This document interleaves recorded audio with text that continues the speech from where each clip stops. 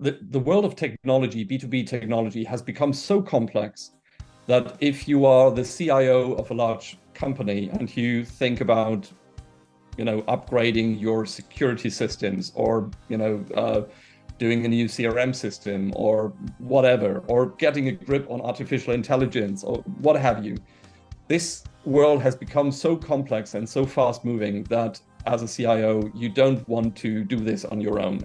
So what do? You reach out to people who do nothing else but look into such markets and understand every vendor, understand every offering, understand every project that's been in a specific niche of technology.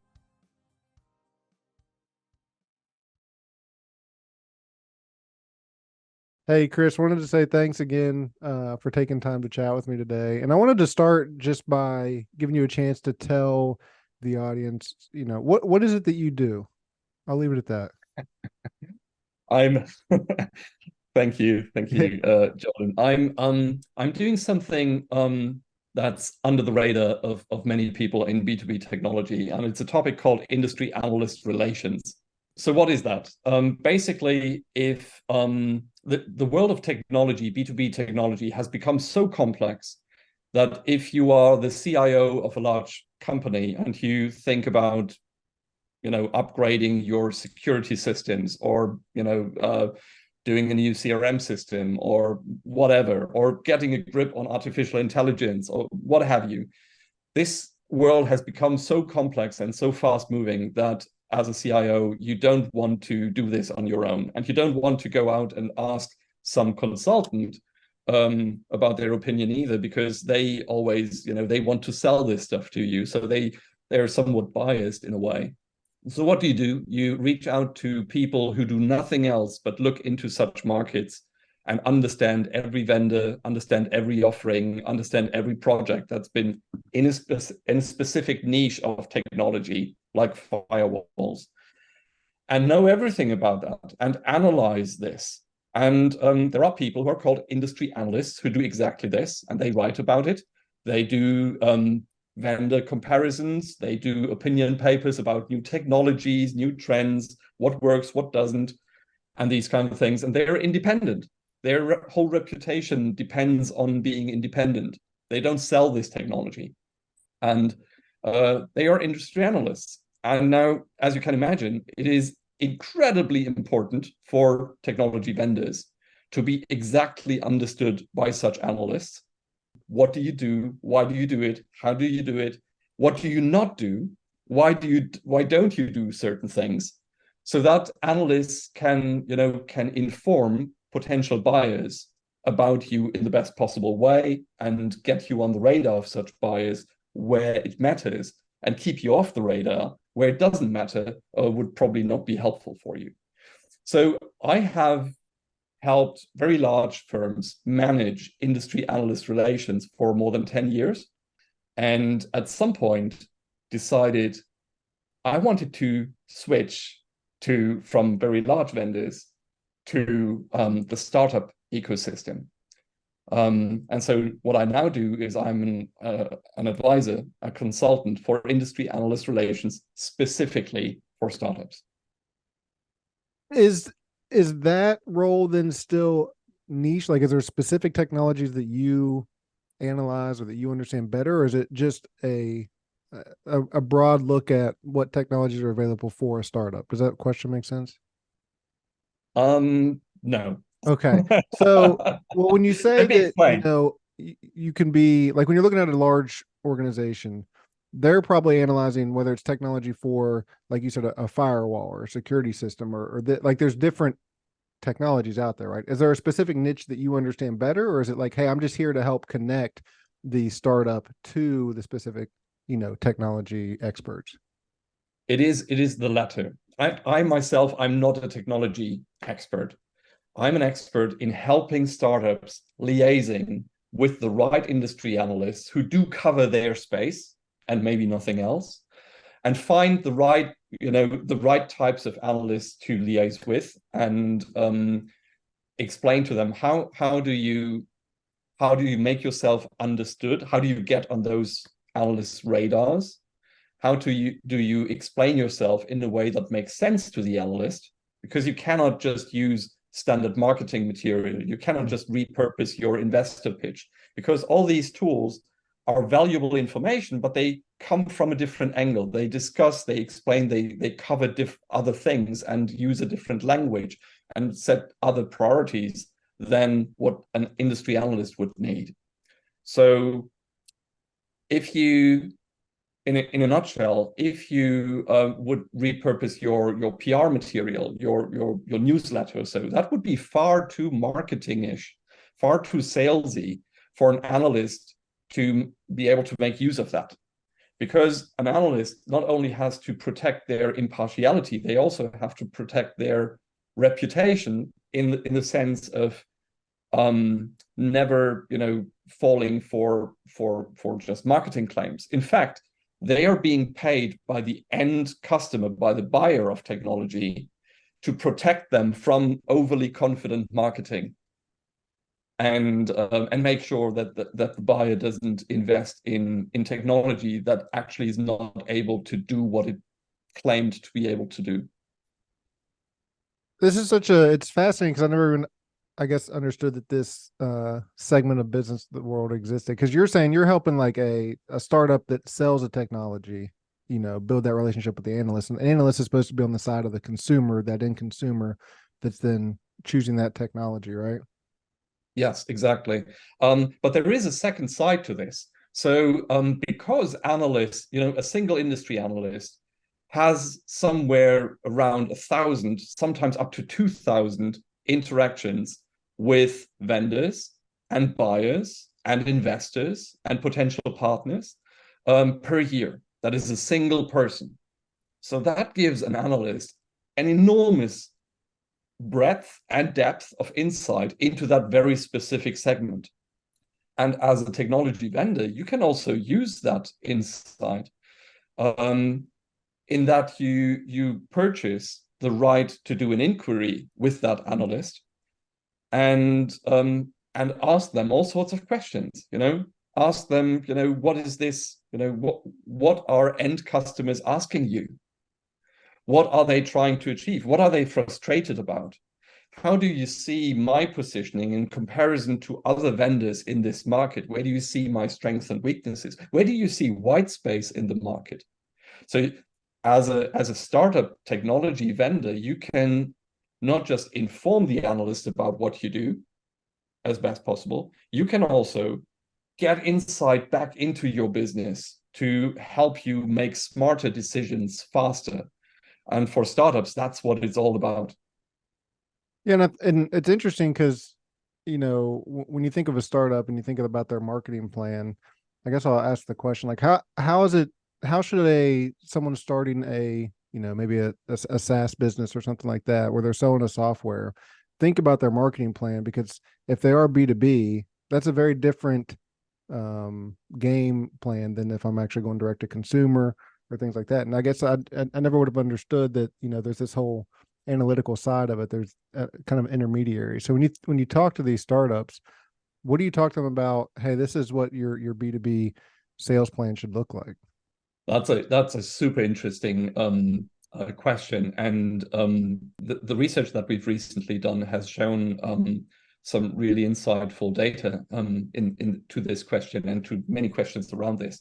So many startups assume, well, first of all, startups typically or very often don't have this part of the playing field on their radar at all, because it's not very prominent, and technology firms have no reason of speaking about this very much, because it gives them such a direct insight into what their buyers are doing and into the latest trends, and it also it's quite sensitive, so it's not being very publicly discussed very often. Now that's why few people have this on the radar. Now once they get it on the radar, they ask themselves, so when should I start to liaise with analysts at all? Should I wait till my product is in broad availability, or should I have at least beta customers, or when do I start? When I get large VC investment, or what's the point? When am I large enough to be relevant to an analyst at all? So we've asked all these questions in a bit of research that I've done worldwide 2 years ago in 2020. It's called the State of Startups with Industry Analysts, quite surprisingly. And the responses to that question was that startups assume they need to be far more mature to become relevant to analysts at all than analysts told us to the same question. So analysts told us, no. We want to hear from you much earlier. We want to hear from you while you're even in beta stage, when your minimal viable product is just defined, very, very early, because we want to understand what you're up to before your first pilot customers are messing with your product, And I've just done another interview with Martin Kuppinger, the founder of Kuppinger Cole, one of the leading security analyst firms in the world. And he even said, I want to hear from you when you're still in stealth mode, because analysts want to hear from the real innovators in the world. And of course, they want to hear from them early. And that could be such early. And that's very positive for startups, because who can you ask about, from whom can you get really qualified, in-depth feedback on your product market fit? You can ask your friends and family, Right. You can ask your investor if you have one. But they're not very used to handling sensitive information, or they don't even have that in-depth and broad insight into the market. And analysts are perfect for that, because they know they cannot earn a lot of money with you because you're a startup. But on the other hand, they're super interested in your thought leadership. So, and they're totally used to handling non-disclosure information. So you can get, through an early briefing of an analyst, when you're in the early phases of your startup, you can get very high quality information in a short amount of time that helps you accelerate and take risk out of those first phases of a startup. So the bottom line is, you should start very early and start systematically, because there's a lot of value that you can get into your business without even having a commercial relationship with them at all, because it's a give and take at that stage. And this is where, and you might be a little biased here, but if I'm a tech startup, am I reaching out to you to get that analyst perspective? Like, how do I know, while I'm building my product, like, what's that process look like? Who am I reaching out to? How do I get in front of those analysts to get that feedback? Well, technically, you don't need me at all. Technically, you can reach out to an analyst directly.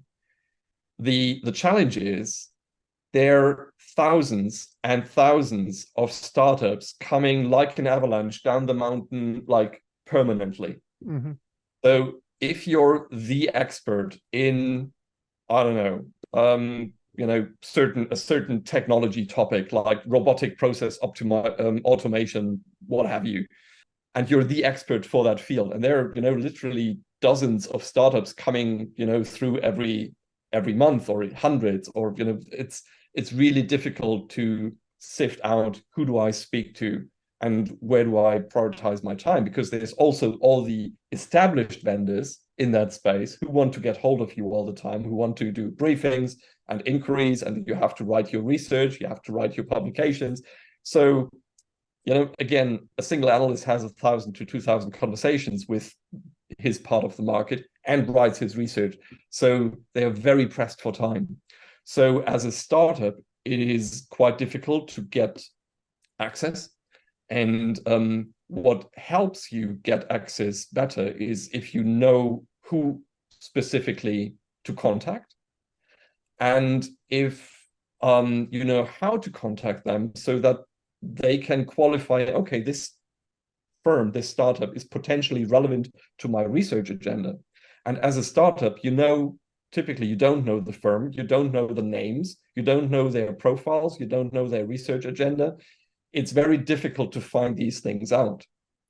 If you know all that, fine. If you don't, you need somebody like me or an agency or so that can help you identify the right analyst firms who cover your space, prioritize the right analysts, persons who have a research agenda that covers your space, and then also to reach out to them in a way that, connects the dots and so on and so forth. Do you think it's important, or does it matter at all for an end consumer? Like, I have a small business. Do I need to understand how this process works whenever I'm thinking about maybe a new software for my business or whatever? Is it important to understand that, like, which analysts, matter or have the right insight into those things? And do I need to understand how this works in order to make better decisions from an end user perspective? From an end user perspective. Yeah. I'm turning the table. I know you work with this side. I want to think about it from the end user side. How should they think about, well, I know that this technology is going through, this analyst to help identify, market relevancy maybe, but does it matter to me, or are there certain analysts that I should listen to more than others when thinking about those things? Like, how do I think about it from an end user? Really good perspective. And a few people ask that actually, but it's very important. Because there is, not all are equal there. There are, specialists in certain areas. There are analysts who are under very much pressure from the market leading firms. So they try to, bring in non-analyst value propositions by writing nice things about companies who then, sponsor their research. So, and suddenly those analysts are not analysts anymore. They're actually marketing agencies.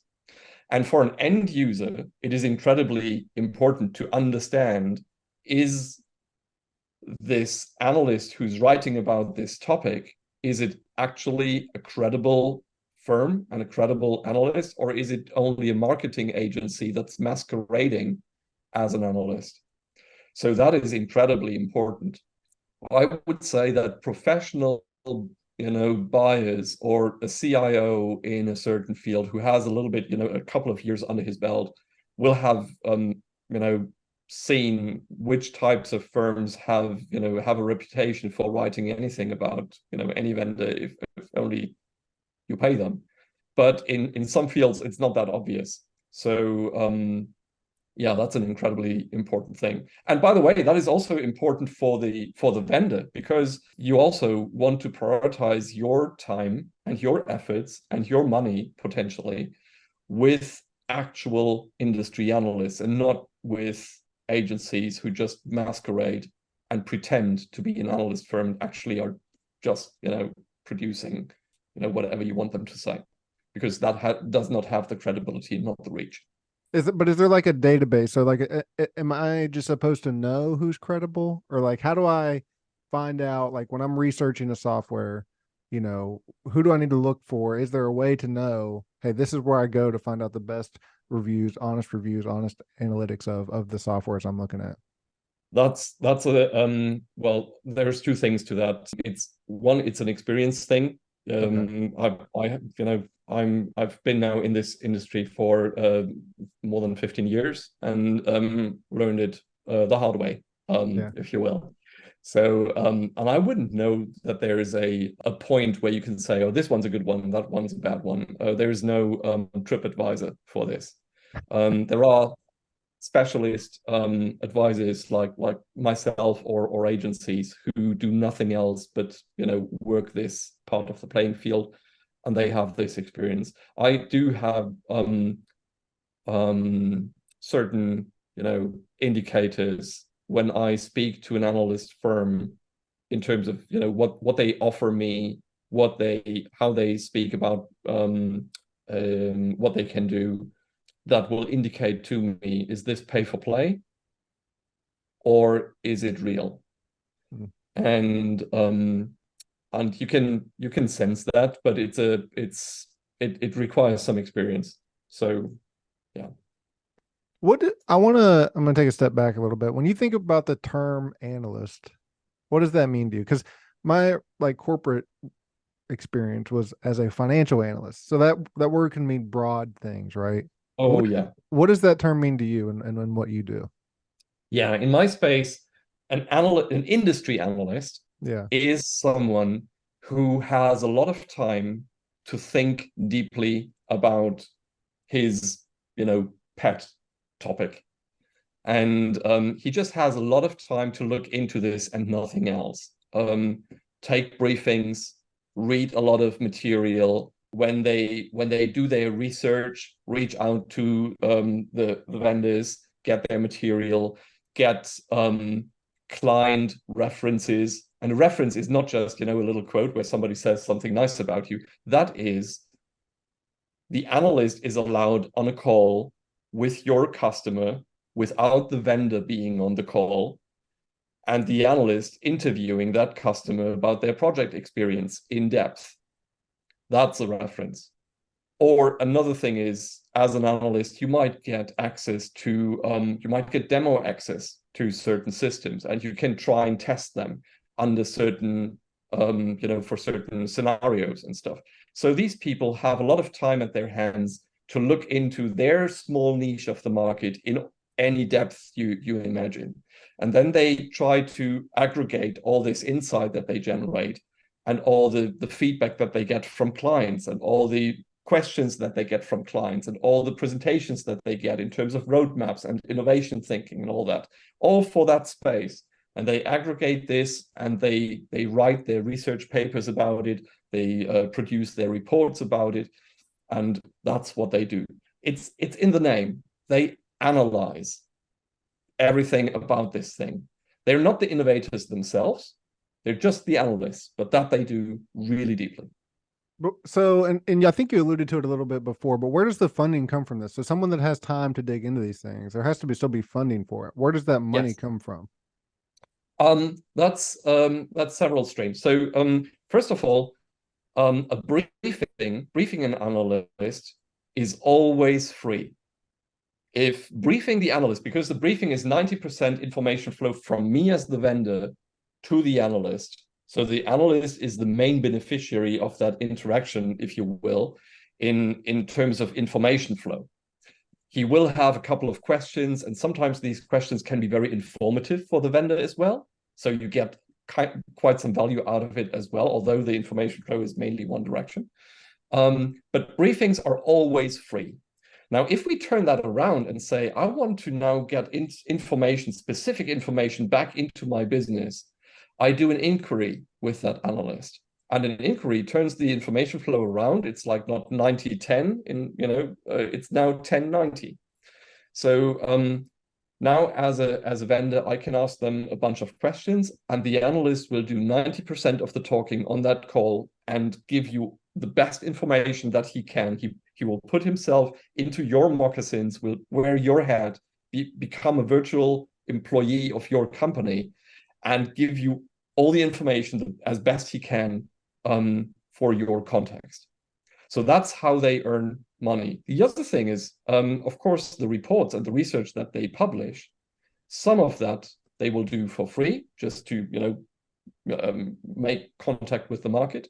But others is you have to purchase. So if they do a complex vendor ranking report like a Gartner Magic Quadrant, you'll have to purchase that report for a couple of $1,000, euros, what have you. And so that's how the analyst firm funds the time of these experts.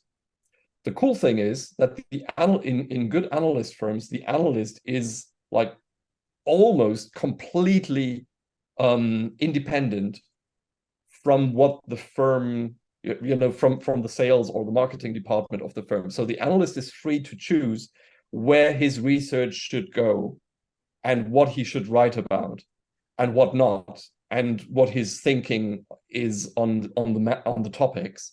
So the firm has no say in directing the analyst towards certain topics or certain vendors or anything. That is entirely the analyst's independent decision. So it's almost like a mini ecosystem. The analyst firm making money of the whatever they produce, and the analyst being totally independent in where their mind goes and doing these things. That's pretty cool. How did you get started in this? I'm gonna take it a step even further back. Like, was it just a career coming out of university? How did you get into the world of analysts? That was crazy. So back in university, I studied innovation management and organizational development. So basically the two functions that you need to understand to build a business and develop it ideally, and then innovate, and how do you manage research and development, how do you turn that into products, how do you go to market, that side of things. Then had a number of jobs at consultancies and at technology firms and so on and so forth. And at some point I was Europe-wide responsible product marketing manager at British Telecom Global Services. And although I was sitting in Hamburg, Germany, I was responsible for BT Global Services Europe-wide product marketing for a certain area of their portfolio. And at some point during that time, the person who would manage BT's participation in an analyst research program, the Gartner Magic Quadrant for that particular product area, was sick and couldn't do it. And they asked me if I could jump in and handle that. So I did. And when I handled this was probably a 3 to 4 month project, answering 250 questions, research report from the analyst, explaining our product in the best way, connecting to references, all that. And as I said earlier, demo access to systems and what have you. And I did it in my own way of thinking. And we moved from a close to niche challenger in their previous report to the leader's box immediately. So my management thought, hold on a second, that was kind of cool. Can we get him to do that again, in a different portfolio area? So I did it again in another space, and we were successful again and again. And then they asked me, so do you want to do this full time? So that was when I learned that analyst relations is actually a thing. And I seem to have some sort of talent for this kind of thinking and for this kind of approach and how to handle it. And I was very lucky to then be part of a very talented team of industry analyst relations managers at BT Global Services, where I then took global responsibility for a number of their portfolio areas. I did it for 10 years and then, changed. Well, what makes you a good analyst? What makes a good analyst? You said you think you have a talent for it. What is it that you think allows you to succeed in that role? Well, there's an important distinction. On the one hand, there's industry analysts who analyze the market. That's not me. I'm the analyst relations manager. I am helping the vendor to work with these analysts. Because again, analysts can decide totally independently who they want to take briefings from and how they want to write about it. So it's incredibly important for vendors to manage this relation in a productive way that is effective and efficient. So my job is to manage that relationship and get information to the analyst in a consistent and useful way, so that they, some people say influence the influencer. I don't quite like that, but people tend to understand it that way. Analysts hate the term influencer, although they are certainly influential, but that's another topic. And then the other angle of what I do is get the information from the analyst into the business, into the marketing, into the product development, into strategy, into all these areas, so that we can make the most out of that insight and keep developing the organization, keep developing our roadmaps, keep developing our strategy, and move the business forward in the best possible way through all that insight that I get from various analysts throughout the industry. So is it the organizational skills that you have? Is it the relational skills? What is it you think that allows you to succeed? I think it is kind of entrepreneurial understanding of what matters for a company, and the ability to translate technology-driven offerings into business language, and to make sure that this communication that we lead there, because it has to be very accurate. You cannot just use terms like your vision, your mission as, exchangeable words for the same thing. They're not. They're very different things.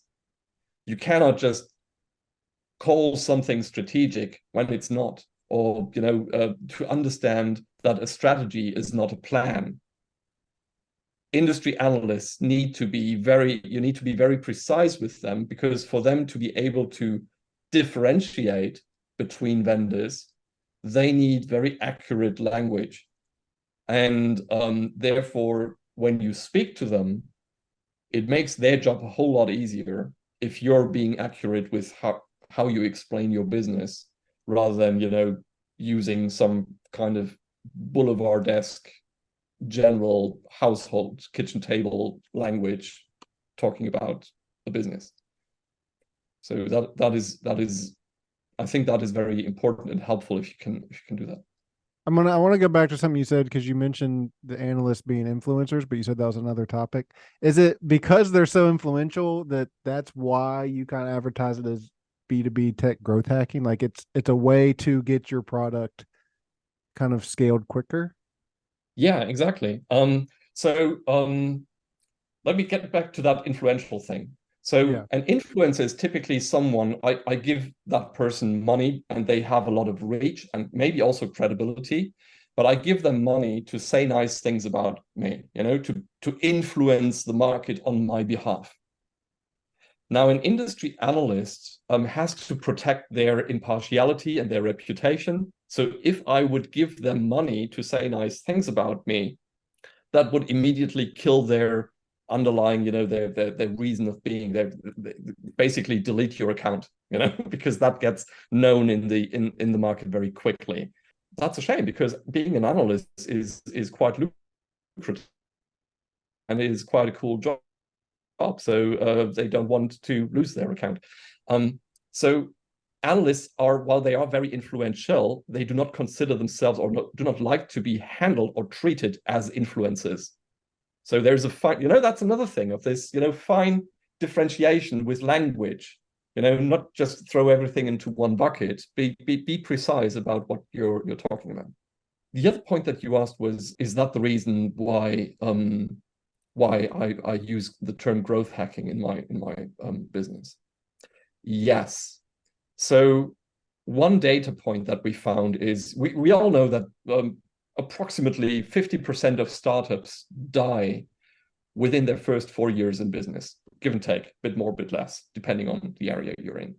Now, research has shown that startups who get highlighted in a top-tier industry analyst research report, that ratio suddenly changes of 50% dying to roughly 85% surviving the first 4 years and getting funded and getting acquisition deals and all that. So from a 50% death rate, a switch to an 85% survive and thrive rate. So if you manage to get on the radars of the right influential analysts early on in your startup life as a B2B tech startup, you increase the odds of succeeding, because you get better information into your system and you get the most influential voices in the industry informed about what you do and potentially mentioning you in the right places to people who inquire about what you do. That is the first very fundamental factor that it's not even growth hacking. It's just, having a better play, Right. not using the full part of the playing field. So the more you talk, the more I'm sitting here thinking that even beyond the idea, because if you got feedback from the analyst early on, your idea could morph into what is actually marketable and what's actually desired by the marketplace. Is this the most important piece of developing B2B technology? Is like, if I'm starting a firm to do this, connecting with the analyst seems like it's the most important thing. Well, I might be a little bit biased here because I see the results every day. But I mean, it is extremely powerful. I consider it, or the University of Edinburgh has published a research where they called analyst relations the second most important pitch.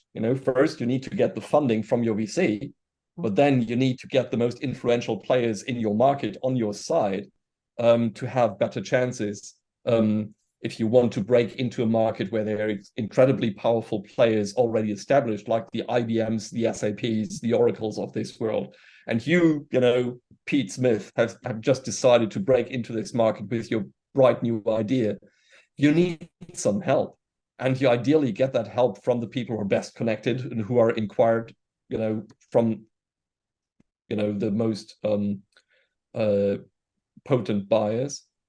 And I mean, there's people can probably relate to this situation. You know, if you have a startup and you participate in an RFI for exactly your space, and you offer your product, you present your product and everything, what happens very often is that you make it through the first round, make it through the second round, and very often you're you know, succeeding surprisingly long in that process, and you're being carried through until almost the very last round, and then you, more often than not, you become a very good second place.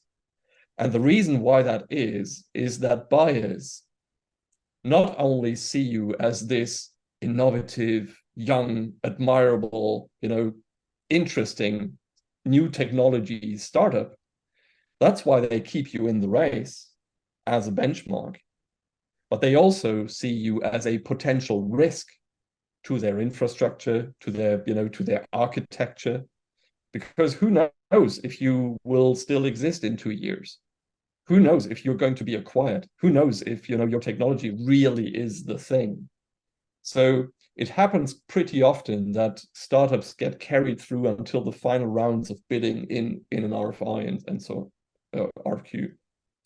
And then they become a very good second place. What you need in that moment is you want to stand on the shoulders of a giant who can advocate on your behalf and say, no, guys, I've looked into this business.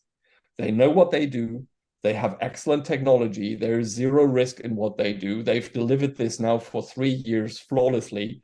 The people who they, you know, their support systems, I've looked into it. It's substantial.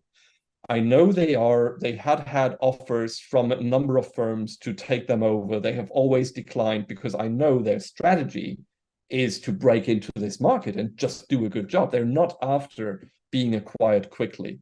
And if you have a respected industry analyst saying this without you paying for it, just because they had your briefings, just because it's what they think, that might get you over the finish line. But otherwise, the odds are very, very, very bad that you're often carried through as a benchmark, and then you become a very good second place. That's very, because it's, you know, you said somebody mentioned that it was the second most important pitch, but it seems like it could also help you in that first pitch of investors, right? If you have the analyst backing, it seems like it'd be easier to get that investment in the first place. That's true. I'm just working with one of my clients in the UK who have had an incredible first 3 years. They're now looking for investment to acquire 2 companies to support their further growth. And we're working with Gartner intensely to, first of all, identify the right investors and Gartner cannot give recommendations on that, but get an understanding of what type of investor would be good for us. And then, of course, to help, you know, build the pitch, explain the business in the best possible way specifically for an investor, and of course use Gartner feedback and quotes and supportive research to underpin this little firm's pitch to an investor. And that certainly changes the value and risk calculation of that investor. Because investors are not just about, yay, we want to fund all these innovative, interesting technologies. They're also about minimizing risk. And of course, many VC firms and other investors are customers of industry analysts, because one thing that they will do in their due diligence is ask a specialist analyst in that field, have you heard of this firm? And if the answer is, sorry, startup who? That's not a good sign. But if the startup with the response is, oh yeah, sure, I'm in regular contact with them. I've heard of them first, since 1.5 years. It's substantial what they're doing. If they can deliver on their roadmap so and so, that will set them apart in the market totally. They still have some homework to do, but that's on track. That takes out a lot of risk from the calculation of the investor, and that underpins your story, and that changes not only which investors you may get hold of, it also dramatically changes the terms by which you may get money or not. So it's relevant for the entire ecosystem, of course. You contributed to the book, Analyst on Analyst Relations. Did the same research that goes into like a business or a vendor or an analyst firm, the typical research you do, did it apply to this, or was it like, did you do separate research for the book, or did you say, I'm going to just write something based on this aggregate of information that I already have? It's been a mix of many different things. So as I said, 2 years ago, we did this research, the state of startups with industry analysts, supported by the University of Edinburgh, where we had more than 500 contributions from, by the way, also from VCs and innovators, but mostly, of course, from industry analysts and from startups, where we aggregated a whole lot of data. And that informed our thinking, that got us lots of data that we can now use. And we'll have a second iteration of that research starting by the end of the year, because we do this on a biannual basis. So we continue that.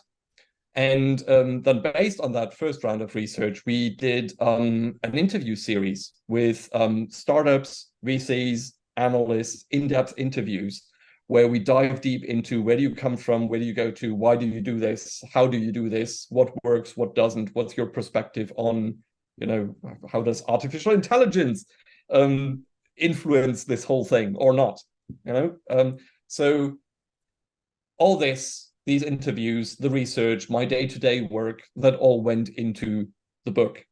The book is in that sense unique in that it collects hundreds and hundreds of direct quotes from industry analysts in relation to a number of high relevant topics for analyst relations. So you get it directly from the horse's mouth. It's not just my thinking, it's not just my background, my expertise, what have you, my theorizing. It's the direct feedback from the people who matter. So what the main author, Robin Schaffer, a colleague of mine sits in New York, and I did together was we took all this direct quote insight from analysts, put it into a structure, added research data to it, added our own experience, added context, found a red thread to explain what it means, what you can make of it as a reader. And it's an incredible source of direct insight into the whole topic of analyst relations. So if you're a specialist in this field already, you get behind the scenes insight, into the brains of these people. And if you're entirely new to it, you get probably the best orientation in this field to start out in a way that makes sense. And you get my entire chapter that is dedicated entirely to startup analyst relations. So you get that angle as well. What is, we think about the state of B2B startups, and you talk about this research that you guys do every couple of years. What is it for, and what goes into that research? Like, why do it? Why look into the state of, what I mean?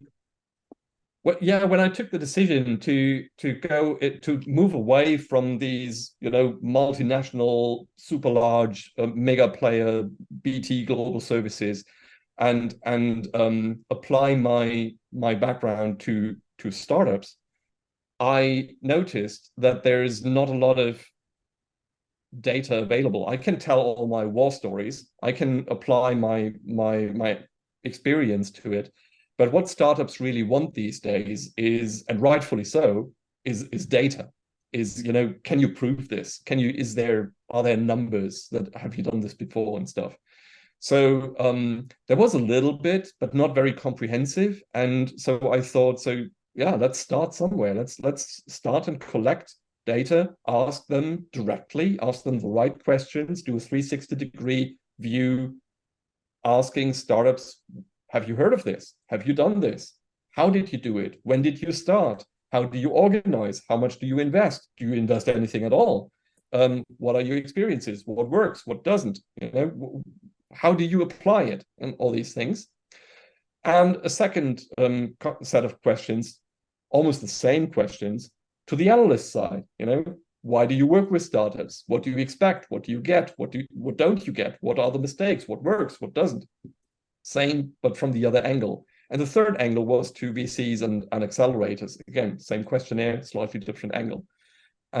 So we did this just to lay a foundation to work with and to basically raise the playing field. Rising tide lifts all boats. So basically, I just like how startups think. I like the energy, I like the enthusiasm, I like the expertise, I like this entire ecosystem. I think I studied innovation management. This is me, this is my DNA. I like this.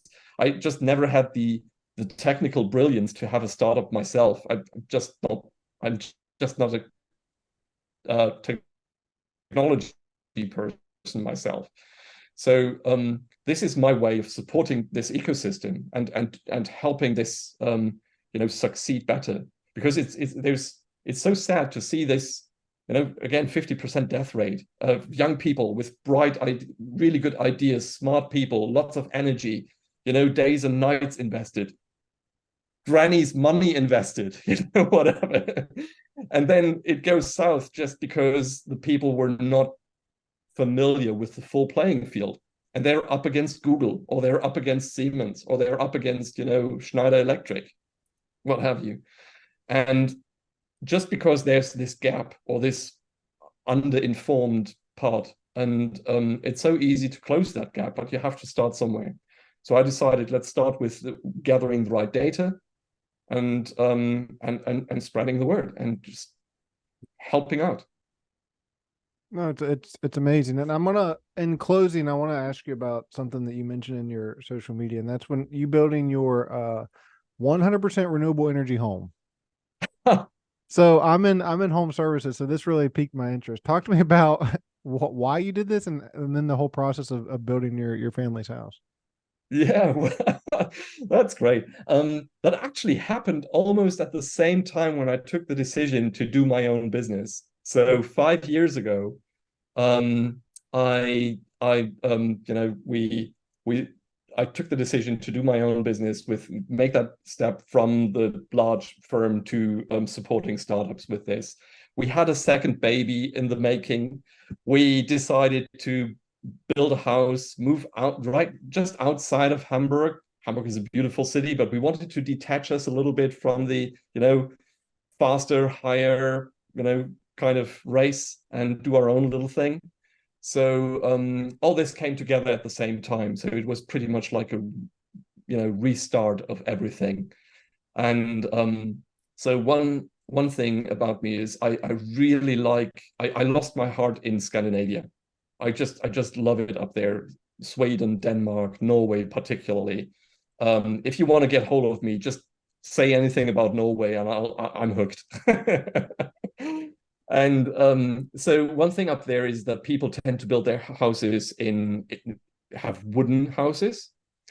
And many of these highly energy efficient houses that you can build these days are made from wood and therefore entirely carbon neutral.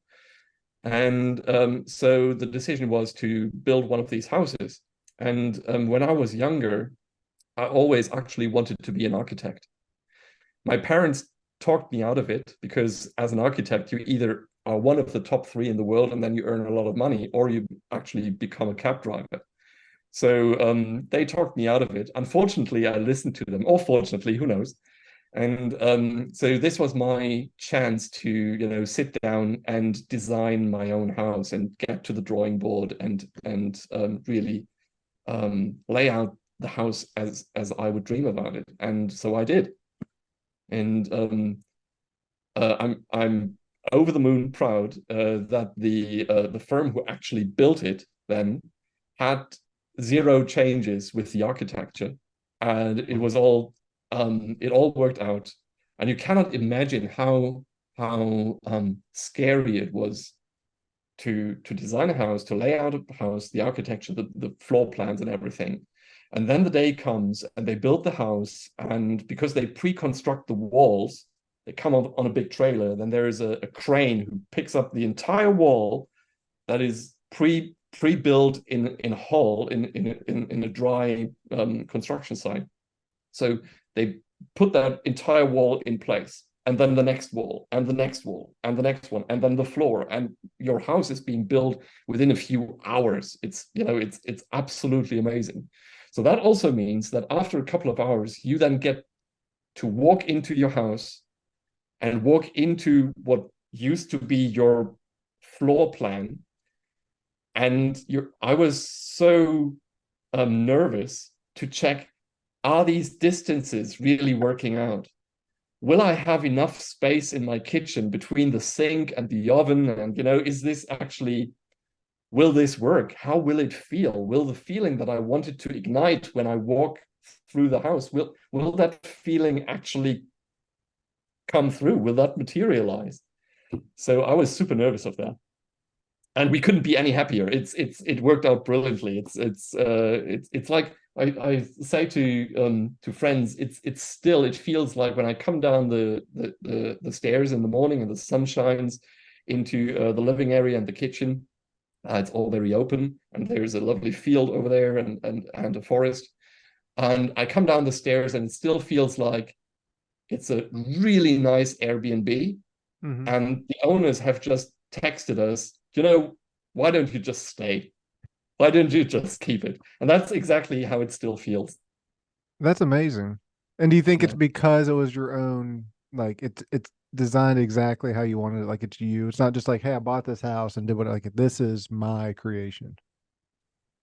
That's a good question. And the funny thing is that 5 years before we made the decision to build a house, I read an article in, I think it was a vegan magazine, and I was not vegan at the time, and still not am. I'm open to the thing, but I'm not myself. Entirely by accident, I read this article of Eva Meckler, a writer who sits in Portugal, and she wrote this article about happiness. What creates happiness in people? And at first I thought it was an easy read, and very quickly I noticed, no, this lady, she has analyzed this very deeply and very systematically, and breaks it down to what happens in your brain, what chemistry is happening in your body when certain things happen, and so on and so forth, when you have family around you, or when all sorts of things. And this entire article I found so fascinating that I read it a couple of times, and I went through it with my text marker, and I pulled out a couple of factors that generate happiness, and I wrote it down, and I kept it in my Evernote. And a couple of years later, when we made the decision to build the house, I remembered that article and my extract from it, so I revisited it, and I thought, I can use these insights from this happiness article in actually as a foundation to architecture my house. And I did. And I think that is the underlying reason why the house feels so good. Which specific insights was it that you used? Well, there's a couple. How much time do we have? Well, yeah, I want to be cognizant of your time, but this is interesting. Well, one aspect is that you want to design something that that features the things that you just like. So one thing for me was I like open spaces. like perspective. I wanted to have a perspective from the kitchen over the dining table to the fireplace and to the living area. I wanted that to be one axis. And on the other hand, I wanted an axis from when I enter the door, I want to actually look through the entire house, through the garden over to the forest. And these things are moments that if you stand in that position and you get that perspective, you look down that axis, it just makes you happy. It is a thing of beauty. It's a path for the light, for the air. It's a perspective that allows me when I stand in, and I love cooking. So when I stand in the kitchen and I prepare a meal and I see the family, my elder daughter sitting at the dining table, finishing part of her homework, and my wife sitting in the living room. Maybe the fireplace is on, and I have all this in one perspective. It just makes me happy to see my loved ones, all together in this scenario. And I maybe in wintertime, I can see the snow falling just outside in the garden because there is a window right in the place where you want it to be. So these kinds of things. And so that was one element, to consciously think of the axis of that your visuals will, be able to follow, and what you'll see in which kinds of situations, and just to create these moments of gladness and happiness. That was one aspect. No, that's awesome. Hey, I want to thank you again. This has been really fascinating for me and very insightful and interesting. I mean, you're a fascinating person, so I appreciate your time and walking us through all that. Thanks so much for having me. It's been a pleasure to speak about the thing that I am hard to not talk about. Yeah.